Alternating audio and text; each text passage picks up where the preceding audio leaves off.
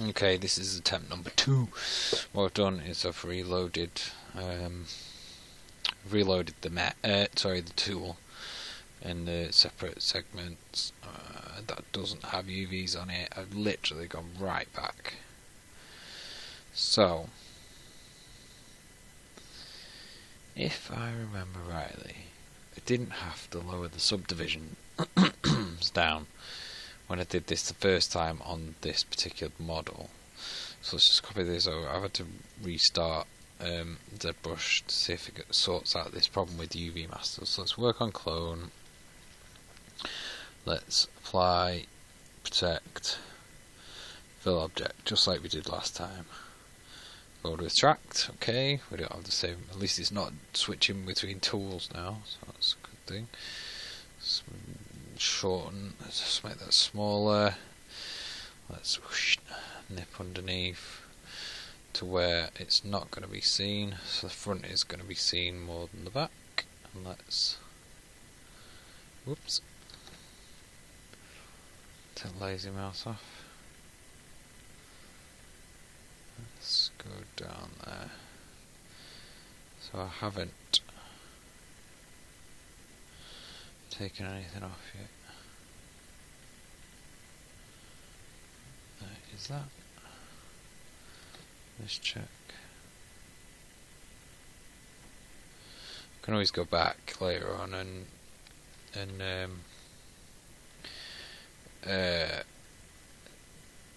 neaten it up if I feel, if I feel that it's too much on this side. I can always get the protect brush and just do that. It's just like painting, just paint it out a bit more, just neaten it up if I need to. Balls. Great. Okay, let's start again. I just made a mistake. I pressed that, which attract from ambient occlusion. So look, see what that's done. Okay.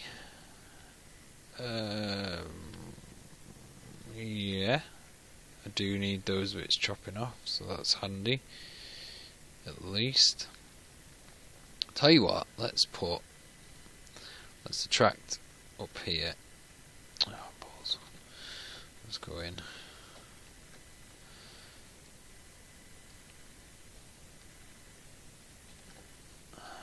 So let's make it smaller.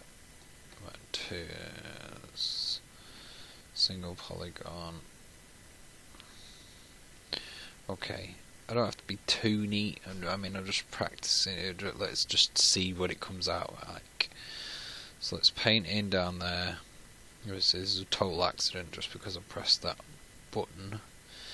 And let's go down here. Now, I wonder. So if I start the line and don't continue it. Whoops. So if I don't continue this, let's just say I go down to here. Yeah? Let's put it a bit thicker so it's got a bit more to play with. Let's see if it'll so I have this problem again where it's really strange that it's not painting. Doesn't seem to be painting some fluid. Never mind. Right, so I've just done that one. I've left it with the ambient occlusion. Let's try that. Let's see what it does. So let's unwrap it, flatten it.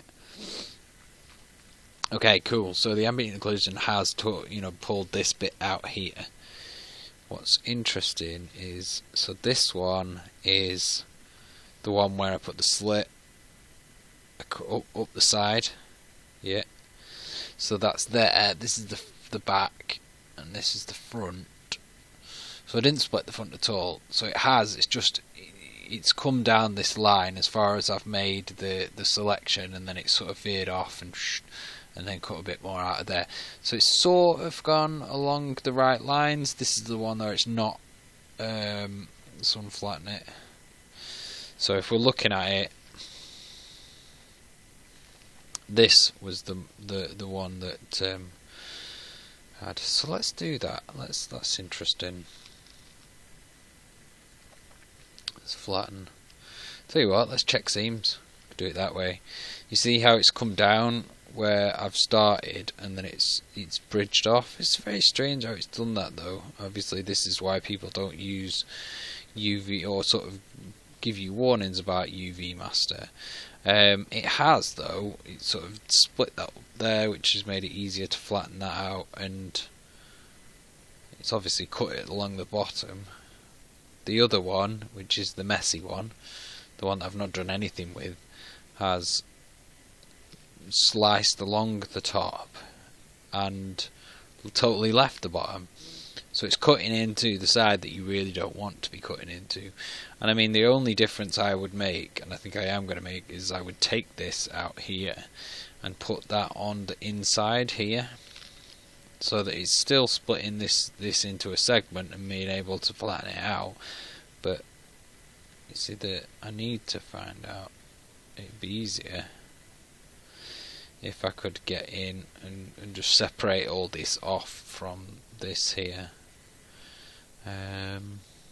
Anyway, that's sort of giving me a better idea of how it's going to work, so that's good. I will go back and I'll sort of do that again actually, and try it on some of the others. I suppose worst case is you just click one of the other and then refill and start again. Let's refill. Oops. No, sorry. Protect, fill. There you go. Retract, and you can do it all again. Yeah. It really doesn't want to paint very well. I'm sure it's not got pen pressure on. Very strange. Oh, it's not painting very well. But anyway, let's see if we can find out why.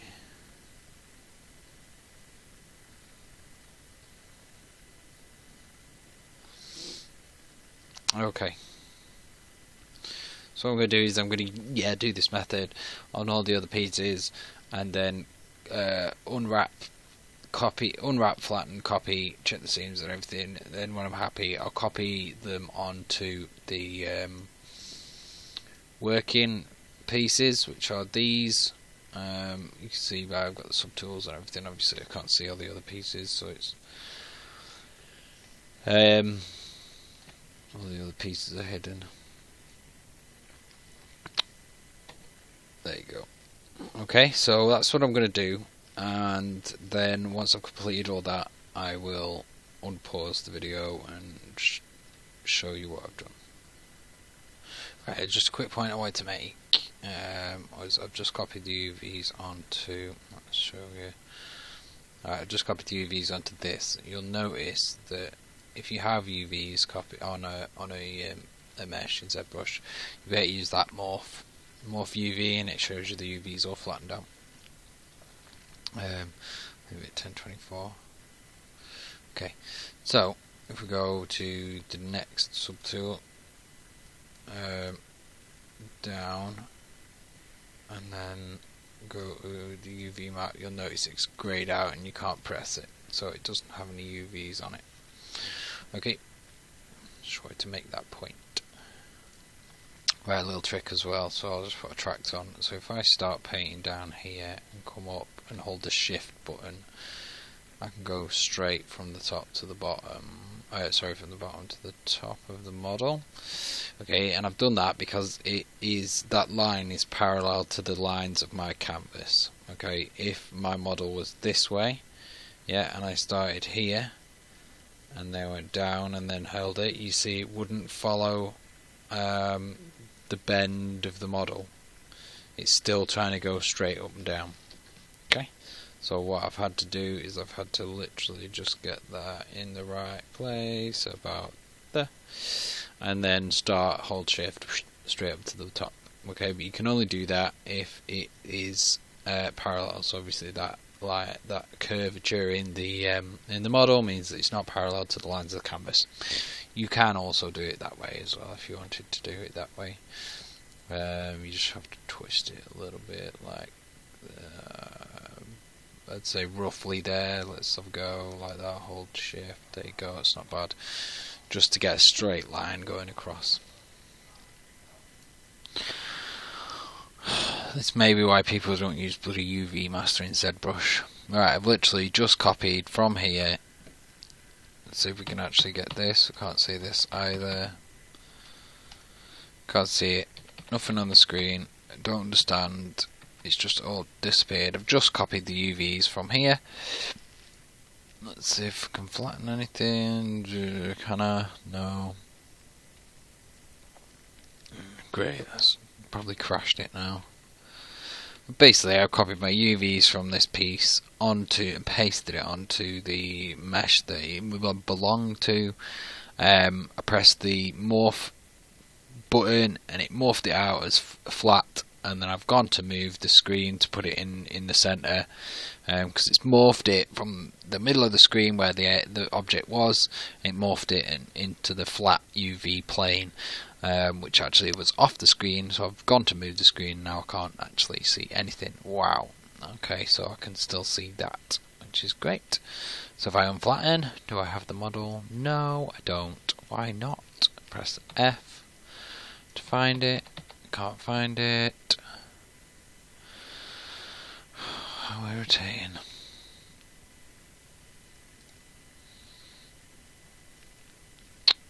Scale. Don't see anything. Move. No. Great. Go back to my other tools, and again I can't see nothing. Close ZBrush and start again. I could have probably done the UVs in ZBrush by now.